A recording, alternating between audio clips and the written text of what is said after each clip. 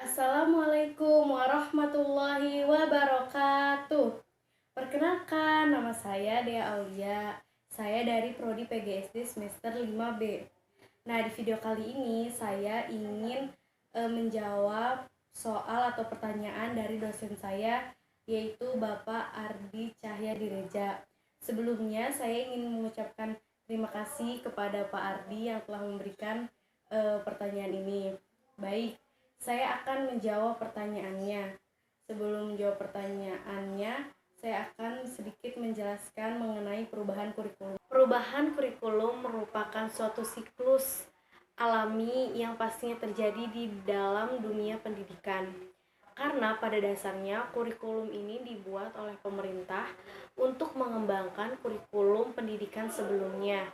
Perubahan kurikulum yang terjadi pasti membawa perubahan dalam sistem pendidikan. Nah, sistem pendidikan di sekolah terutama dalam hal kegiatan pembelajaran di sekolah. Dampak dari perubahan kurikulum yang dirasa langsung adalah ketika kita berada di dalam pembelajaran atau sedang terjadinya proses pembelajaran. Nah, perubahan ini dimulai dari sistem mata pelajaran, jam belajar, kegiatan pembelajaran, dan kompetensi yang harus dimiliki. Terjadinya perubahan kurikulum yang menyebabkan perubahan pada kegiatan pembelajaran juga menuntut peran serta dan dukungan masyarakat.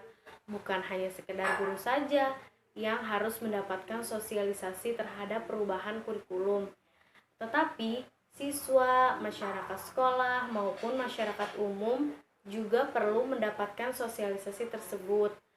Sebelumnya, sekolah dasar di Indonesia menggunakan sistem KTSP.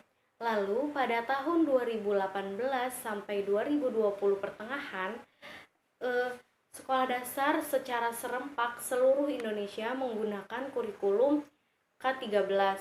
Karena sebelum 2018 itu K13 itu hanya diberlakukan di beberapa sekolah dasar saja.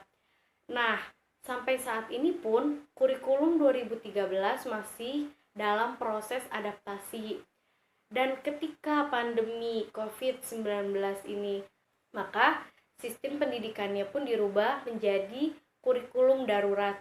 Jadi menurut saya, kurikulum yang cocok untuk digunakan di sekolah dasar yaitu kurikulum KTSP. Karena apa?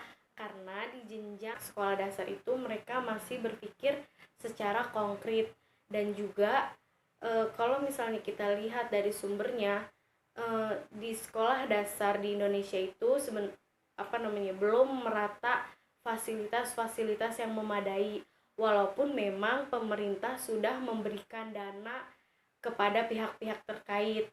Namun mungkin saja disebabkan beberapa faktor, salah satunya mungkin para pihak terkait itu masih menganggap sekolah di pedesaan dan perkampungan itu masih dalam lingkup yang sempit, sehingga memberikan dana tidak sesuai dengan apa yang seharusnya diberikan.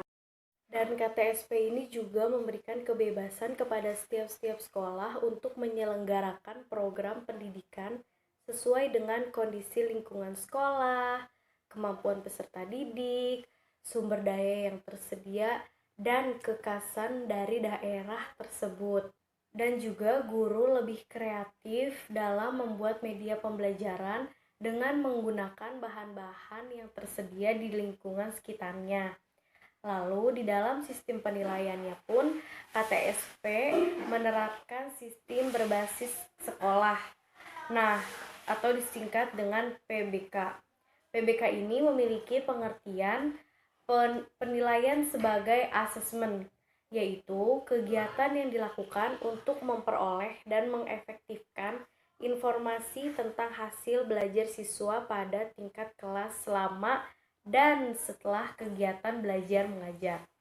Hal ini membuat buku rapot hasil belajar siswa menjadi tidak terlalu tebal, karena di dalam 2013 itu rapot siswa itu sangat tebal sebab terdiri dari 4 aspek. Nah, kekuatan yang sangat besar dalam sistem KPSP ini adalah adanya sarana untuk mengembangkan kreativitas sekolah dan sarana mengembangkan keunggulan lokal atau daerah tersebut. Cukup sekian pembahasan yang dapat saya bahas. Kurang lebihnya mohon maaf. Wassalamualaikum warahmatullahi wabarakatuh.